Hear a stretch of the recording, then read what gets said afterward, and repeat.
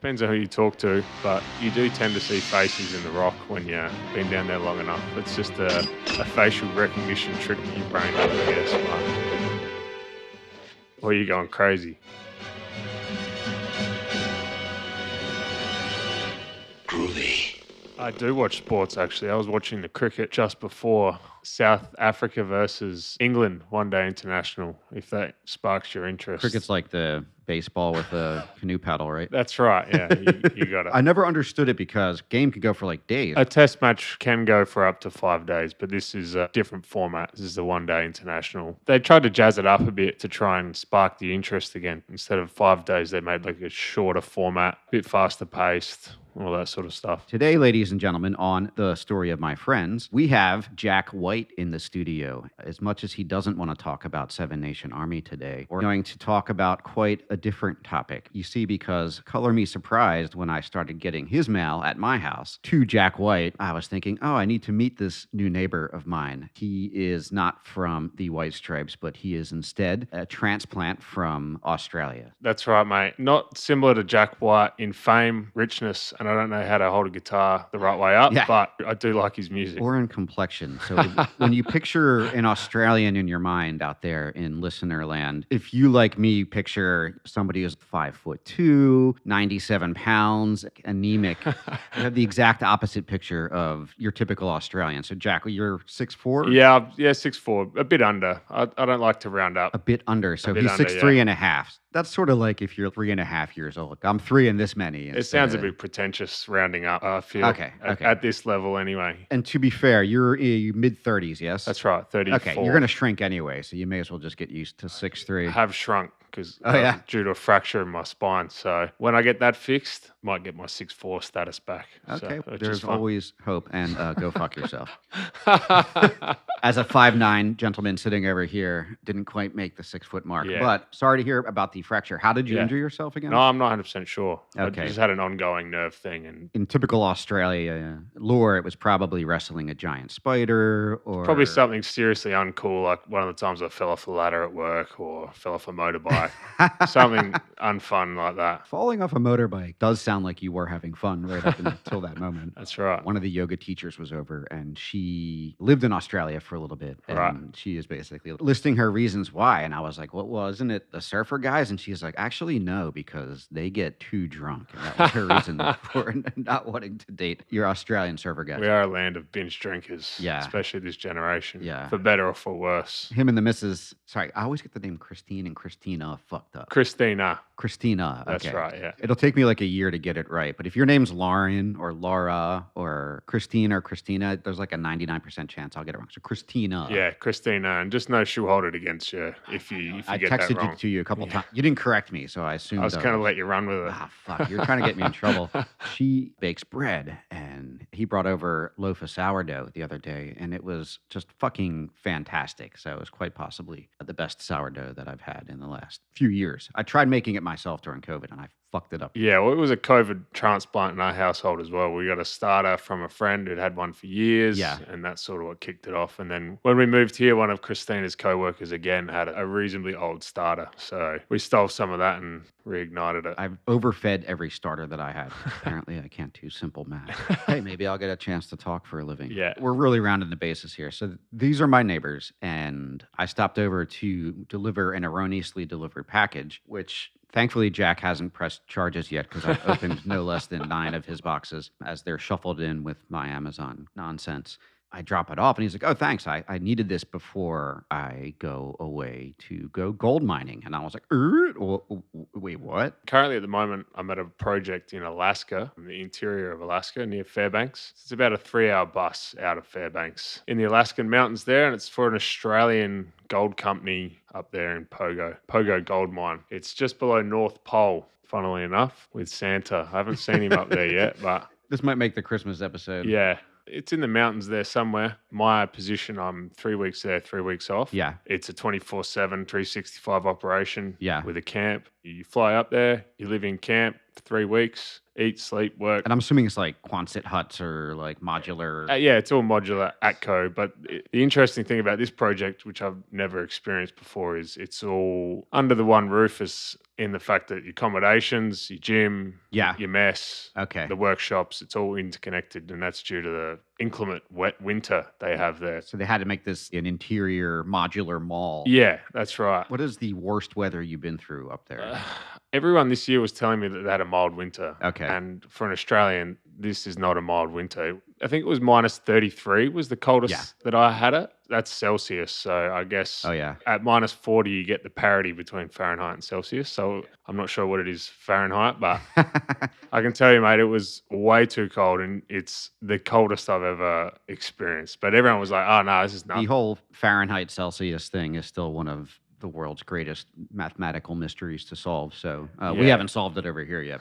Once we all figure it out. Where are you from in Australia? I grew up in South Australia. Okay. A place called York Peninsula. Shout out to all my Yorks boys at home. Nice. It's in central lower South Australia on the coast. It's a seasonal, 4 seasons, just like here. Hot, dry summers, living by the ocean. Just like here, he means Venice Beach, California, which is where we are presently. That's right, yeah. Spoiled. Upgraded. So when did you come to the United States? Depending on who you're asking, if any visa agents are out there, we came on a holiday in June, July. Again, his name is John Walker.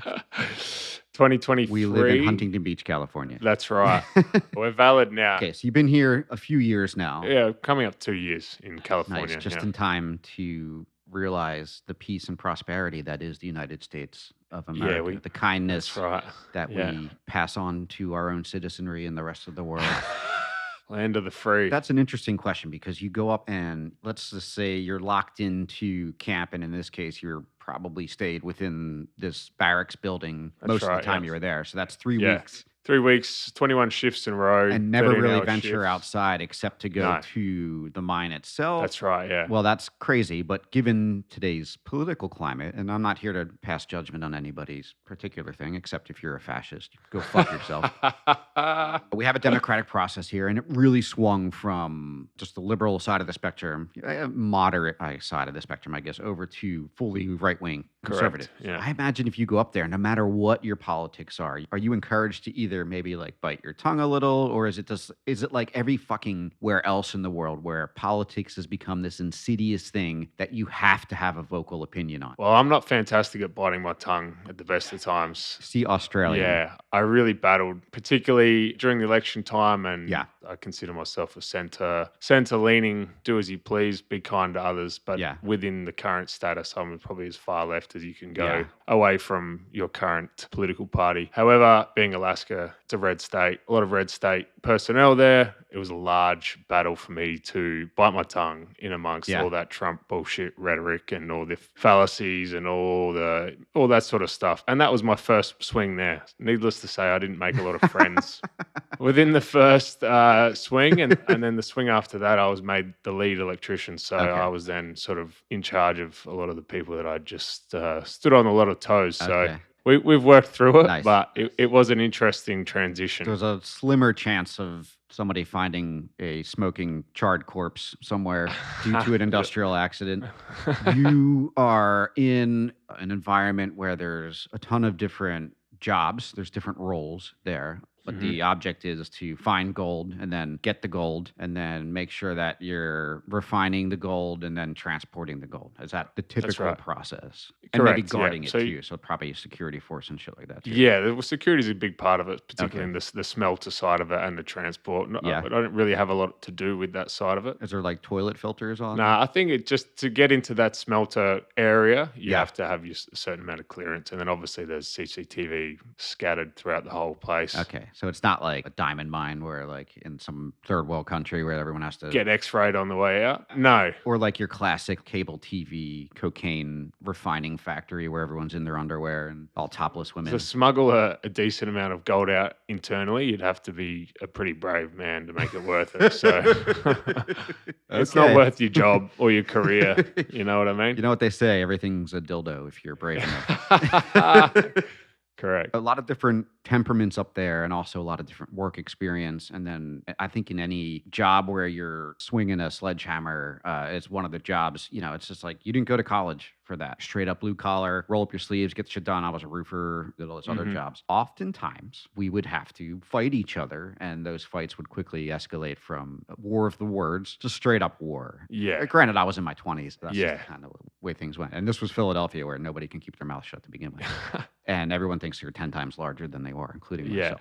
Yeah. Dime myself out. How was that up there? How was that navigating that? Was there that specter of physical violence at any time? Oh, 100%. More so in Australia. Like I've Yeah. noticed a large difference in temperament and Yeah. just all round interactions, Americans versus Australians. And there are a number of Australians at this site, given that it's an Australian company, but a lot of them are more middle management. Okay. Your engineers, your mining bosses. So they're a little bit more tempered. Yeah. Underground, it brings the best and the worst out in people. Yeah. And especially in extreme environments, extreme heat, you can spit the dummy pretty quickly. So You can what? spit the dummy, What does that mean? throw the toys out the cot pretty rapidly. So We throw toys at the I've what? seen grown men brought to tears. I've seen punches thrown underground. I've seen pushing, shoving, equipment literally thrown out of work baskets and, Oh, yeah. and everything in between. And Okay. I've probably been guilty of a few of those infractions myself. But These happen. Some people tend to get the best of you. And if they can get the best of you, then occasionally they can get the worst of you. Correct. That's right. My interaction with most of the Australians that I know are that one, they're very sarcastic, very acerbic wit, and also very direct and very quick to Yeah. chop you down. The whole idea in Australia is you don't get too big for your britches. That's right. Yeah. The tall poppy. But then it's also like they're also not willing to fight over every given thing. It's like they have a more tempered hand at when it comes to actually fighting. Yeah, I think it's a lot of the stuff gets lost in translation as well with the sarcasm and the dryness. I can't imagine your average Midwesterner who, one, grew up in a small town, two, never had anybody there to give them shit. And Yeah, then that's suddenly they're right. getting shit given to them and they're like, wait, I don't know what's happening. So Yeah. get mad. Yeah, it happens. The Story of My Friends is community-driven, community-supported. What helps us? Listen, follow, forward. Sharing this with someone in your life who loves podcasts helps us a lot. Do you have a story you'd like to tell on our show? Hit me up, joe@tsomf.com. Let's talk about the process. Sure. Team gets there, they wake up in the morning, get chow. Are they mining continuously? Is there multiple 3 shifts or something? There's 2 shifts, day shift, night shift. Okay. Two 12-hour shifts. 2 12-hour shifts for 3 weeks. Yeah. How many days on versus off? For my roster, I'm 3 weeks on, 3 weeks off. So I'll do 21 day shifts. 21-day shifts straight, no Straight. Sunday off or blah, No, blah, and nothing. that's 12 hours a day. I'll do 13-hour shifts. 13-hour shifts. When you're done, you get your exercise, you get your food, you get cleaned up, and you go the fuck to That's bed. right. Go to sleep, go to the gym if that's what you're into. Yeah. And then call the missus, Okay. blow some kisses, and then try and get 8 hours. That's always the plan. Call the missus, blow some kisses. Yeah. My friend said, take the frog and toad to the old trouble and strife, and I had to have him translate that one too. I imagine they could all be stitched together into a book of witticisms or Aussieisms. Is that what that would be called? Yeah. So you get up, get chow, you Yep. go to where? We'll have a pre-start. Okay. At this site, it's miners and maintenance. So we are included in the mining pre-start, which is Okay. a lot of the same that's not of interest to us. Yeah. But anyway, But it's we sit through that. Safety briefing, or here's what we're entering today, or Anything went wrong, what we're doing today, where everyone's going, what the main focus is, and all that sort of stuff. Okay. And then we'll have our own line out within the electrical team of what we're doing today okay. and all that sort of stuff. So on the mining side, is this like a strip mine, or is it like This is a stope-based Okay. mine. At the moment, they're sort of going through a lot of the old remnants that Sumitomo, that was the old company that had it. okay? And they would sort of just chase high-grade veins and disregard Okay. the rest. Northern Star can run at a bit of a lower grade cutoff just due to better efficiencies and gold price being at $3,500 an Okay. ounce. They're going and cleaning up all the rest. And then they've got other areas where they've had high diamond drill program. For the existing things, you just go in and expand the tunnels a little. Basically, yeah. So you'll have a development, which I don't know what it is in freedom units. It's normally about 4 meters wide Freedom units. by 6 meters high. That's the Yeah. profile of the drive. Okay. And then they'll go in and develop around the stope. Yeah. And then you'll get what's called a long hole or a production drill. Okay. And they'll come in and drill a drill pattern. Is that like the TVR thing, like those round things that make tunnels? There's 2 types of drill. There's a development drill and a production drill. Okay. So a development drill was a jumbo, which is diesel electric combination. Okay. And that is what you develop the drives with. They'll have 2 drill steels at the front. They'll go drill a pattern in the face. Yeah. They'll load that with explosives, blow it up, and then that's generally a 4 meter cut in depth. And then they'll go put in ground support, bolt, mesh. If they need to shoot shotcrete, they will. I see. And then that's your development. So then they'll continue that until they're encompassed in around the stope, which is the area where all the gold they want to blow up. Then they'll put the production drill in, basically a thicker drill steel, and there's only one boom at the front. Yeah. Then they'll drill, and they're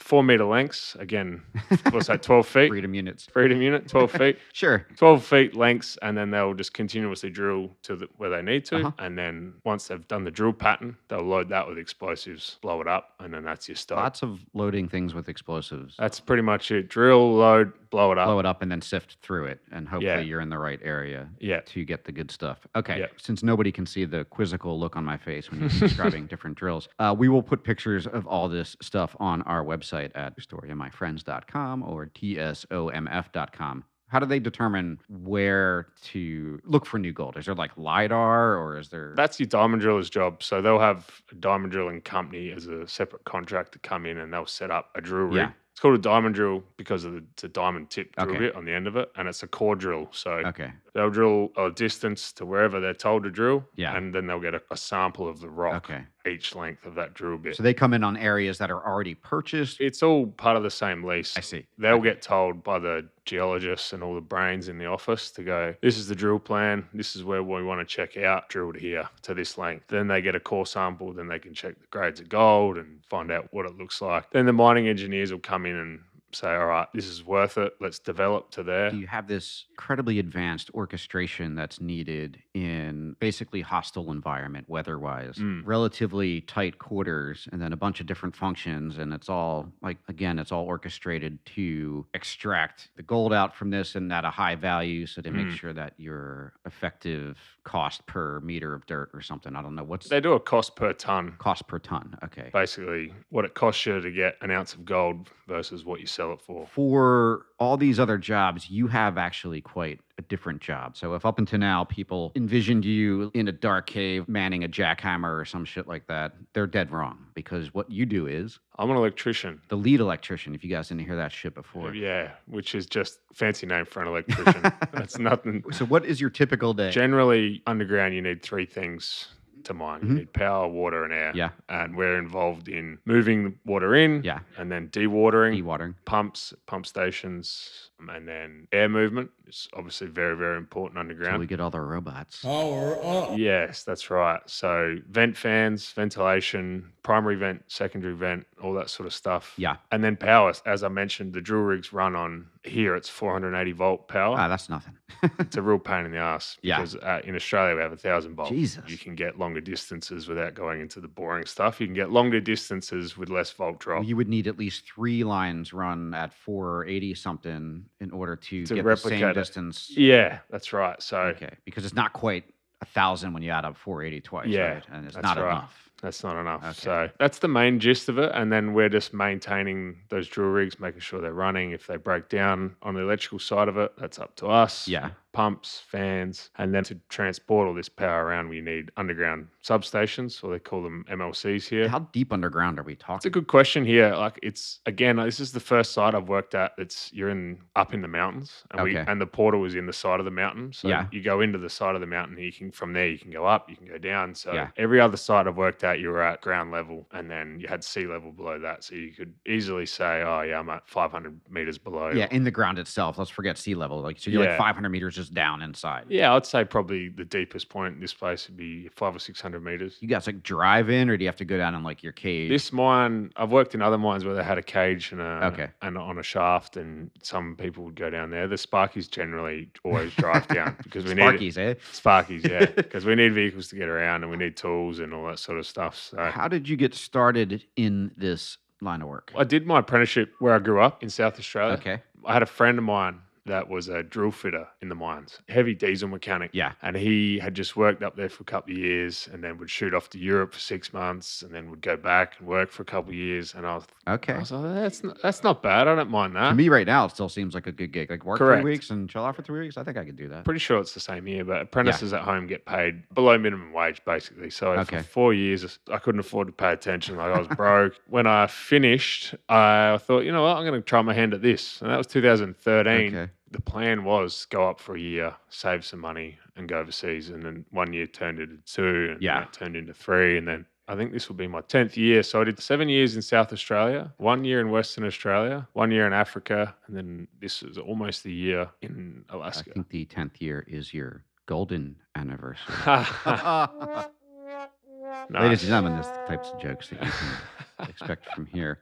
What your typical day looks like. We have a morning meeting, and the supervisor will allocate jobs to each person. Okay. That's the day. Have you, and hopefully not, but have you been involved in has there been any mine emergencies or anything escalated that you needed to take care of? Without incriminating myself or any past employers. Again, this is John Worthington from Pismo Beach. I mean, I've had a couple of hairy times, and again, hopefully my wife doesn't listen to this, but we've had a couple of instances underground where one in particular, there was a hung stope. So basically that means that as they're drawing out dirt from the bottom of this stope, the rocks should just crumble down and continue to fall. Whereas this particular time, the rocks are all jammed. Wedged up. They're wedged and they're hung. They address that as a hazard. When that lets go, you're going to have cave-in. X amount of 100 tons above, Yeah. and then you have what they call an air explosion. Yeah. So all that air just comes rushing out of the pass, and then it's got to go somewhere. You just described the suffering of my toilet. every Yeah, morning, that's so- right. Yeah, that's pretty much the exact example. So we've had an instance where we were in the level and a stope let go, and it went from, and luckily enough, we're far enough away outside of the sectioned off area. It was signed off. Yeah. But we had a huge gust of air and dust and shit. Oh, yeah. and just dust Pressure in out. the ears and dust in the eyes, nose, mouth. Yeah, which I mean, it's at the time is less than ideal. It doesn't sound like a fun time to be underground when shit's collapsing around you. Correct. Yeah. What's like the movie version of that? Have you ever had to dive into a cave tunnel underwater to reconnect a piece of electricity? Absolutely not. I would not risk my life for a pump. Okay, so you heard it here first, folks. Movies on occasion tell some falsehoods in order to delight and entertain the audience. I have watched that movie of the 30 Chilean miners that got trapped in the artesian copper mine for 90 days or whatever it was, and that it sent a chill to my spine. As I get older, I have a slight claustrophobia thingy, and I can't watch shit like that. We have underground. We have things called refuge chambers, and it's basically a tin can with oxygen, food, and some carbon dioxide scrubbers and a few other bits and pieces. But in an emergency, And all the sex you can have if you're enterprising. Yeah, that's right. Anything's a dildo if you're brave enough. Oh shit! I'm glad to hear that you're being safe down there. Yeah. It's nice to know that everybody has a good head on their shoulders when they're that's wandering right. around in the preternatural darkness. Yeah. And unlike the movies, that you guys aren't like waking up, what is it, like fucking dragons and goblins and all stupid shit like that from any. Depends on who you talk to. Yeah. But you do tend to see faces in the rock when you've been down there long enough. It's just a facial recognition trick that your brain does, I guess. But or you're going crazy. You live in different cultures. You work across different cultures. Yeah. Like, what are some of the superstitions that you've come across? I've met some strange characters, like Really? a lot of the jumbo operators. So they're the development drill rigs. Okay. So they are the highest paid people in the mine. Aren't they the closest to the explosives too when they go off? No, they don't charge anything. So Okay. that's one of the jobs you take on the lead up to become a jumbo operator. So you go past that job pretty quickly. Yeah. Ideally. They are some of the strangest cats you'll ever meet in your life. I've dealt with some fantastic operators and some absolute wankers. Any and example all in or between. just- Again, like you said, bringing out the best and the worst in people. Yeah. I've had some very choice interactions with operators that are particularly in mines where they're on a meter bonus. So while they've broken their drill They're rig. hounding you to get the They shit back are up. behind you Yeah. and just yelling and swearing and carrying on. Yeah. And it gets to a point where you're like, mate, what do you what do you want me to Yeah. do? Comes to a head pretty I quick. could go But slower if you keep annoying me type of that's thing. right. Yeah. That's not uncommon across basically any industry where the one person's on a spiff and then the other one's Yeah. I've seen it. I Yeah. also get the feeling you're being very polite to your potential underground I'm trying. jumbo operators who I assure you will never, ever, ever listen to this. No. Unless in a strange world, they're one of the 7 people that actually listen to this next I year. do have a respect for the jumbo operator though. They have the hardest job underground and in some of the worst conditions. So despite that half of them are wankers.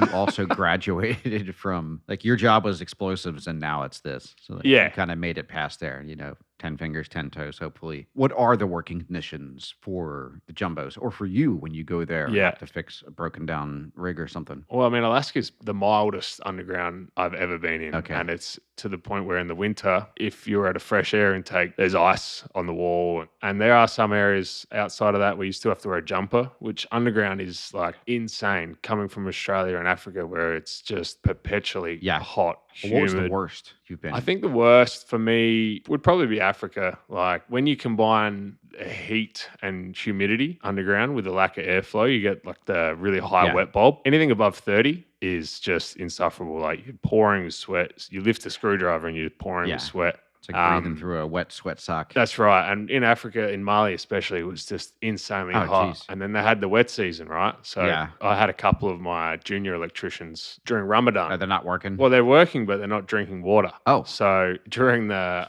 month of March, geez, I think Ramadan. Yeah, like you can't drink when the sun's up, right? When the sun's up, that's right. So we're in this insanely hot, inhospitable underground environment, and these young lads, bless them, they tried their best. Yeah, and they were always trying to impress us and work hard. And we had a couple keel over one day because I was saying to them, "You got to drink water. Either sit in the car or drink water." I said, "Allah can't see you underground. It's fine. Just drink some water." Yeah, and they're like, "No, boss, no, boss." I don't think Ramadan was also designed to have a full fucking mining work schedule. That's right. That was an interesting cultural difference there for sure. It's high time whatever god out there just came back and was like, hey, we got to update some of these rules based on your guys' current thing. I know I've been away for a while. It's been a few thousand years now, and now it's time to come back. Yeah. You can eat this at this time of day. If you're mining underground, you can drink some water. Let's just bring a little sense back into this whole thing. There needs to be some caveats. Yeah, that's Australian for caveat, not cave in. So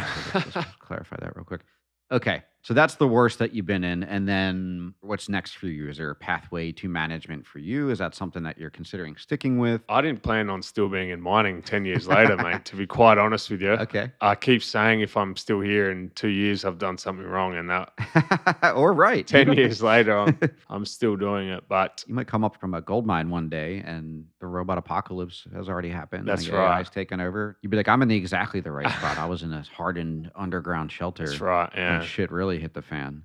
Okay, we're going to take a quick break here. We mentioned robots. You know, what's going to happen when mining is taken over by the automation of all things. And ladies and gentlemen, did you know that I wrote a graphic novel that prophetically foretells of our doom? Well, if you didn't, now you do. It's called The Robot War. Santa Barbara is under siege by a massive robot army, forcing a wise-ass dreamer to grow up, get the lead out, rescue his girlfriend, and a school full of trapped children. Our cast of unlikely heroes are you, me, your coworkers, acquaintances. What would happen if calamity struck and suddenly the only people you had to rely on were the people at your place of employment, wherever it may be? A drab office, an elementary school, a Coast Guard station, wildfire firefighters, a marijuana farm, a couple of lazy, corrupt police officers. We follow this ragtag group of ne'er-do-wells as their town is cut off both physically and electronically from everywhere else in the country. They are on their own, and they must get to the bottom of this mystery to prevent further destruction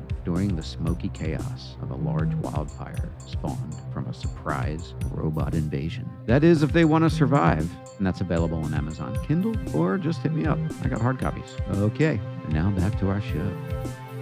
I mean, well, then what's next? Movie set electrician here? Just as dangerous, except more annoying? I think for the time being, I'm quite happy in this even time roster, and then we'll really need to reassess when the boss makes that decision. Okay.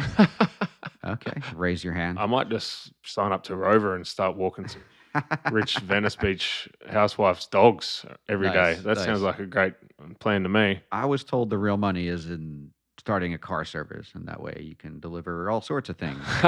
Yeah. Remove dead prostitutes, bring Yeah, yeah, cocaine. yeah. That's the real lane. I'm You sure just there's gotta a develop market your for that clientele right in there. this city. Strangely enough, in this town, you always read about the celebrities who get DUIs or Yeah. their mugshot for drunk driving. You're like, why the fuck don't you have a driver? Correct. If I'm even Or an like Uber. marginally famous, if I'm making like 150 grand a year, like as a background actor, I'm still hiring a driver to drive me Yeah. around. Fuck that. It's also a lot harder to get done DUI in America than it is in Australia. Oh yeah, it's Super really easy low to get there, right? home. Well, it's low, and there's random breath test buses everywhere. They don't. Oh, really? They don't need a reason to pull you over. Okay. No cause. What was the cause for that? Was there like a giant issue with drunk driving when you were a child or I something? have no doubt. Yeah. It's, Sorry, like bro, I that was a said, dumb question. nation of binge drinkers. Hey, I think it's the same here. Folks, I hope today's episode, the parts that you could understand, have been fully educational to you, if only for you to add a few Aussieisms into your lexicon. In addition to frog and toad to the old trouble and strife, I got call the missus, Call the missus. get the kisses. Yeah. Call the missus, get the kisses. Yeah. I think that's lovely. I want to thank Jack White for joining us today on his downtime from his 3-week on, 3-week off gold mining electrician job. So thank you, Jack. I appreciate your time and energy. My pleasure, mate. I know I haven't exactly sold it, but if any young electricians are out there are thinking about it, I recommend it. Or in the case of your typical American, needs to escape the law from whatever state they're leaving to go hide out in Alaska's Alaska. a good spot to. It's full of runaway criminals, isn't it? Yeah, and runaways, period. Yeah. Any terrifying movie involving both of those topics usually is featured in Alaska. Yeah. So if there are any enterprising individuals out there who want to engage on this adventure, where do they get started? How does this work? Providing that you are a qualified, what do they call me? Journeyman. Journeyman. Particularly if you've been in an industrial setting. Yeah. It holds you in a good steadfast to get a look in. Yeah. Yeah. Outside of that, you just be willing to travel, take a chance at a contractor. For people in your industry, do they trade paint with other industries? Like, are you able to go from mining to like gas and oil extraction or other industries? If you're in hard rock, you tend to stay in hard rock, which is You hear that, ladies? Hard rock hard for life. rock. Yeah. Not as glamorous as that hard rock.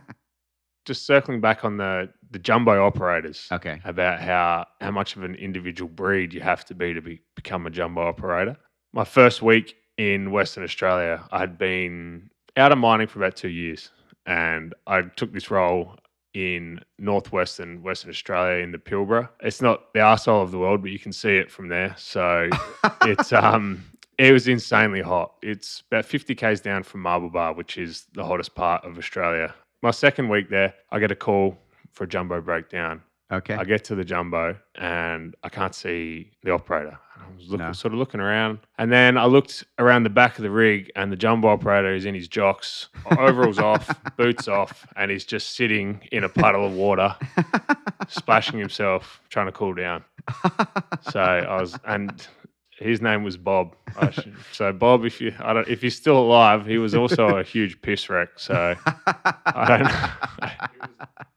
He was a rare cat, but that one sticks out in my mind. Okay. I hope Bob's still alive because we need people So do like I. him on this planet who, once their equipment breaks down, the only reasonable thing to do, and this is fucking absolutely true, shed your clothing and go sit in a puddle. He had a habit of showing up in places he shouldn't have. The next week, he got kicked off site for a swing because he got on the cans at the wet mess and woke up in someone else's camp room. Okay. That's Bob in a nutshell. It was nice to take a deep dive into mining.